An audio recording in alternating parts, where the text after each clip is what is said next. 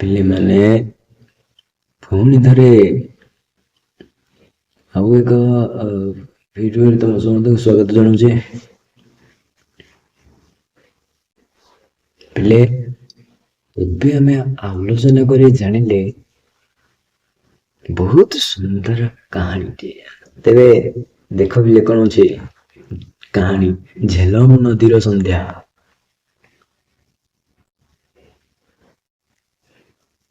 ରଚନା କରିଛନ୍ତି ପ୍ରଫେସର କୁଞ୍ଜ ବିହାରୀ ଦାସ। ଝେଲମ କୂଳରେ ବା ଝେଲମ ମାର କୋଳରେ ଶ୍ରୀନଗରର ବାସି ଲାଳିତ। ଏହାର ଫଳାଫଳ ଧ୍ୱନି କାହାର ଜୀବନ ସ୍ତୁତିକୁ ବା ଜୀବନ୍ତ କରେ ନାହିଁ। ବୁଝିପାରିଲା?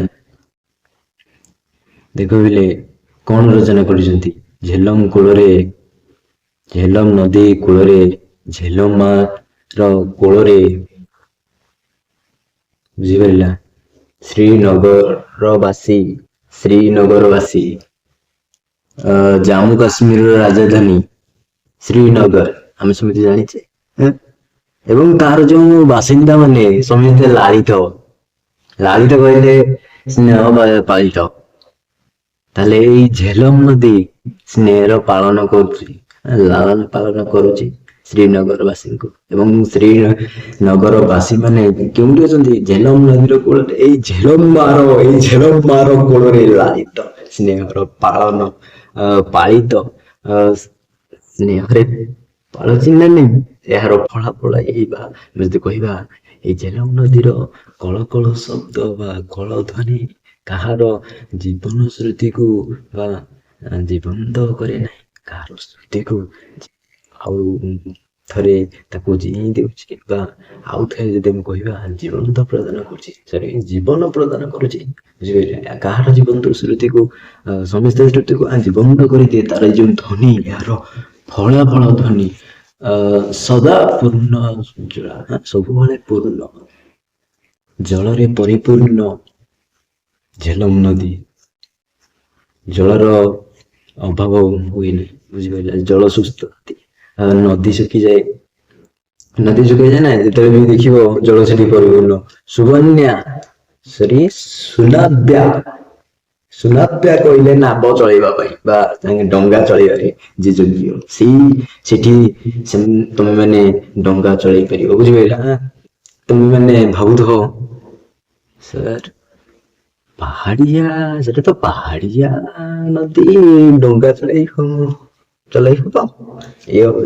ନା ସେଠି ପାଣି ଆମେ ଯଦି କହିବା ସ୍ଥିର ଅଛି, ହ୍ରଦ ସିନା ବହୁତ ସୁନ୍ଦରତାରେ ଭରି ଦିଏ ସେଠି ସୁନାବ୍ୟ ତାହା ନାବ ଚଳେଇବାରେ ଯୋଗ୍ୟ। ଏବଂ କାଶ୍ମୀରର ବାସୀ ଏଇ ନଦୀର ପ୍ରଶଂସାରେ ମୁଖର। ସେ ନଦୀକୁ ବହୁତ ପ୍ରଶଂସା କରନ୍ତି, କାରଣ ସେ ନଦୀ ହିଁ ତାକୁ ଆମେ ଯଦି କହିବା ଜୀବନ ଉପାର୍ଜନରେ ସାହାଯ୍ୟ କରେ। ଅନେକ ଦେଶ ବିଦେଶରୁ ଅନେକ ପର୍ଯ୍ୟଟକ ଆସନ୍ତି ଏବଂ ସେ ନଦୀରେ ଯେଉଁ ଶିକାର ଥାଏ, ଯେଉଁ ବୋଟ ଥାଏ, ଯେଉଁ ହାଉସ ବୋଟ ସେଥିରେ ଅଛନ୍ତି ଏବଂ ସୌନ୍ଦର୍ଯ୍ୟ ଉପଭୋଗ କରନ୍ତି, ସ୍ୱର୍ଗ ଅନୁଭବ କରନ୍ତି। ଅପ୍ରଶସ୍ତ ଦେଖ ବିଲେ କଣ ଲେଖା ହେଇଛି ଅପ୍ରଶସ୍ତ କହିଲେ ବୁଢାବୁଢୀଙ୍କ କାକା।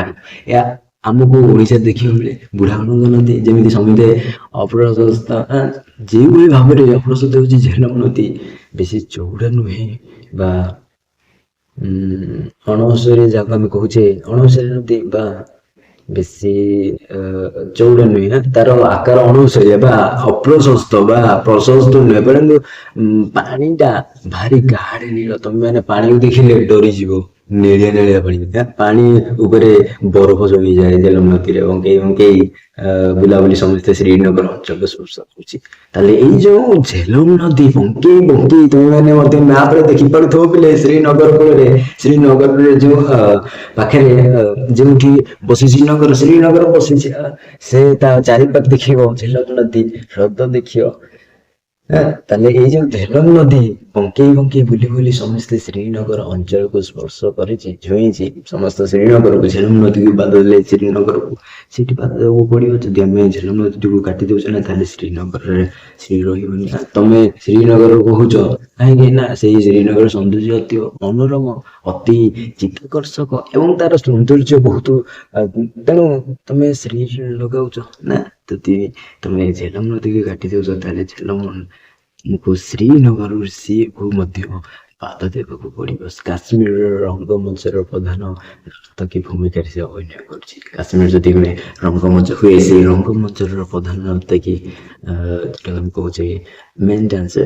ଯେମିତି ଗୋଟିଏ ଯାତ୍ରାରେ ତମେ ମାନେ ଦେଖିଥିବ ବେଳେ, ଗୋଟିଏ ଯାତ୍ରାକୁ ବା ଗୋଟିଏ ଯାତ୍ରାର ରଙ୍ଗମଞ୍ଚରେ ପ୍ରଧାନ ନର୍ତ୍ତକୀ ବା ମେନ୍ ଡ୍ୟାନ୍ସର କଣ ନ କରିପାରେ, ତାହେଲେ ଯେଉଁ ଯାତ୍ରା ତାହେଲେ ତାହାରି ପାଇଁ ଯାତ୍ରା ଜୀବନ୍ତ ଯିବ ଲାଗେ।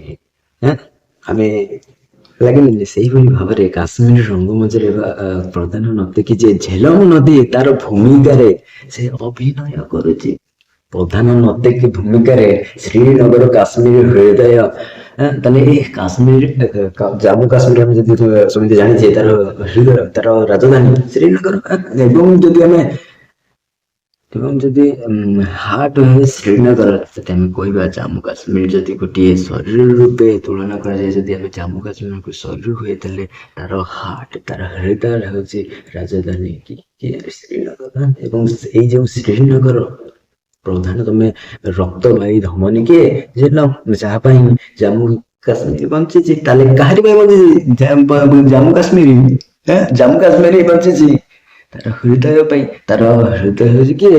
ଶ୍ରୀନଗର। ଏବଂ ଏଇ ଯୋଉ ଶ୍ରୀନଗରକୁ କିଏ ବଞ୍ଚାଇ ରଖିଛି? ତାର ପ୍ରଧାନତମ ରକ୍ତବାହୀ ଧମନୀ ଝେଲମ।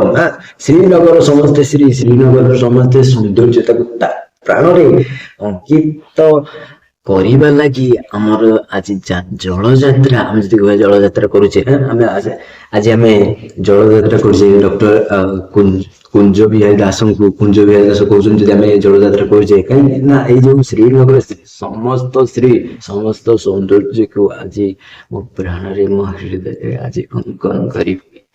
ସେଇଥିପାଇଁ ଆଜି ଆମେ ଜଳଯାତ୍ରାକୁ ଆରମ୍ଭ କରିଛୁ। କିଭଳି ଜଳଯାତ୍ରା କରିଛୁ ଦେଖ ବିଲେ ନା, କଣ କରୁଛନ୍ତି, କେମିତି ଯିବେ? ତୁମେମାନେ ମଧ୍ୟ ଯଦି ଜାମ୍ମୁ କାଶ୍ମୀର ଯିବ, ଦେଖିବାକୁ ପାଇବ, କଣ ଦେଖିବାକୁ ପାଇବ? ଶିକାରା। ବୁଝିପାରିଲା? ଶିକାରା କହିଲେ ଛୋଟ ଛୋଟ ଡଙ୍ଗା। ଏବଂ ଦେଖ ବିଲେ ଗୋଟେ ଛୋଟ ଗୋଟେ ଶିକାରା ଭଡା ଦେଲେ, ତା ସହିତ ଦୁଇଟି ଚୌକି ସଂଲଗ୍ନ ଥିଲା। ଏବଂ ସେଥିରେ ମଖମଲି ଗଦି ପଡିଥିଲା, ଯେଉଁଥିରେ କି ଅକ୍ଲେଶରେ ବିନା କଷ୍ଟରେ 4 ଜଣ ବସିପାରିବେ। ସାକାର ତମେ ମାନେ ଜାଣିଥିବ, ଯେଉଁଥିରେ ଡଙ୍ଗା ଥିବ। ଏବଂ ଏଇ ଯୋଉ ଡଙ୍ଗାରେ ତମେ ମାନେ କଣ ଦେଖିବ ଯେ, ସେଇଠି ଚାନ୍ଦୁଆ ଡଙ୍ଗା ହୋଇଥିବ ବା ଶିକାରର ଏଇଭଳି ଭାବରେ ଗୋଟେ ଚାନ୍ଦୁଆ ଉପରେ ଥିବ, ବୁଝିପାରୁଛ ନା? ସେଇଠି ତାକୁ ଭଡା ଦେଉଛନ୍ତି। ଏବଂ ଦୁଇଟି ଚୌକି ମଧ୍ୟ ଥିଲା। ତା ସହିତ ଗୋଟେ ମଖମଲି ଗଦି ରହିଛି। ଗୋଟେ କମଳିଆ ନରମ ରେଶମ ଯୁକ୍ତ ଗୋଟେ ଗତି ପଡିଛି, ଯୋଉଟା କି ଅକ୍ଲେଶରେ 4 ଜଣ ବସିପାରିବେ। ସେ ଶିକାରାରେ ମୁଣ୍ଡ ଉପରେ ଚିତ୍ର ବିଚିତ୍ର ଚାନ୍ଦୁଆ ଟଣା ହୋଇଛି। ବିଚିତ୍ର ଚାନ୍ଦୁଆ ଜାମ୍ମୁ କାଶ୍ମୀର କାହିଁକି ଆଜି ଦେଶ ବିଦେଶରେ ପରିଚିତ ଲାଭ କରିଛି? କାହିଁକି ନା ସଂସ୍କୃତି ଯୋଗୁ, ତାର କଳା ଯୋଗୁ, ତାର ବିଚିତ୍ର ଚାନ୍ଦୁଆ ସେଠି କଣ ଟଣା ହେଇଛି? ତ ମୁଣ୍ଡ ଉପରେ ଚାନ୍ଦୁଆର ଚାରି ଯେଉଁ ଖମ୍ବ ଚାନ୍ଦୁଆ ତାର ଯେଉଁଥିରେ ଟଙ୍ଗା ହେଇଛି, ସେଇ ଖମ୍ବରେ ନେଳି ନେଳି ହଳଦିଆ ରଙ୍ଗର କାଗଜ ସବୁ ବୁଣା ହେଇଛି। ଏବଂ ସେଥିରୁ ଅଧେରୁ ଅଧିକ କାଗଜ ପତାକା ପରି ପବନ ଉଠୁଛି। ଦେଖ ବିଲେ କଣ କହୁଛି, କେତେ ସୁନ୍ଦର ଭାବରେ ବର୍ଣ୍ଣନା କରୁଛନ୍ତି। ତା ଉପରେ କଣ ହେଇଛି ବର୍ଣ୍ଣନା କରୁଛନ୍ତି।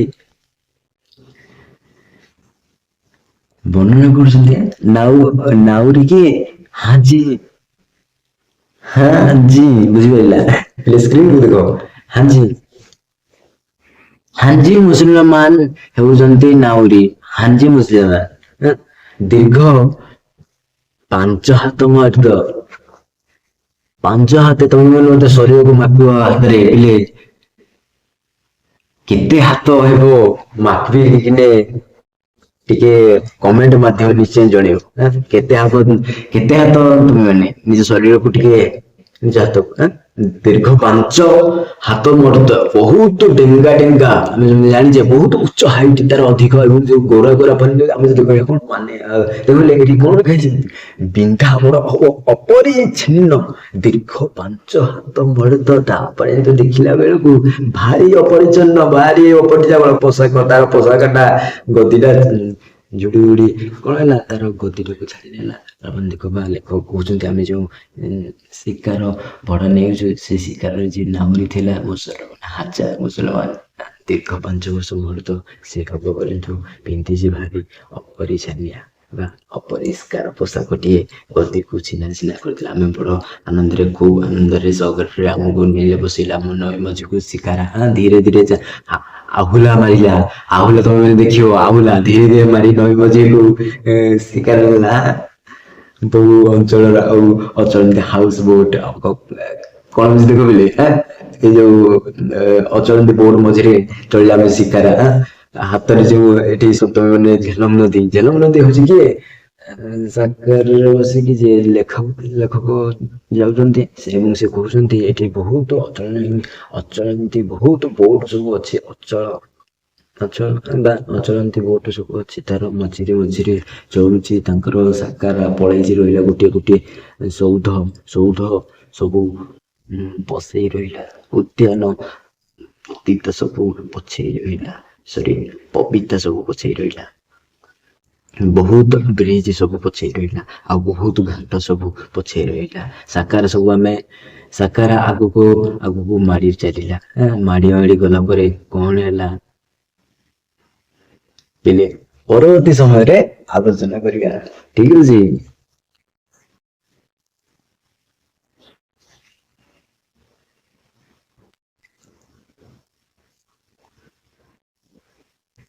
ପରବର୍ତ୍ତୀ ସମୟରେ ତମ ମାନଙ୍କର ଏସବୁ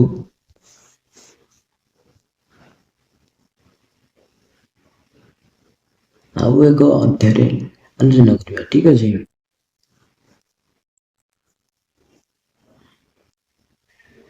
ଆଜି ପାଇଁ ସେତିକି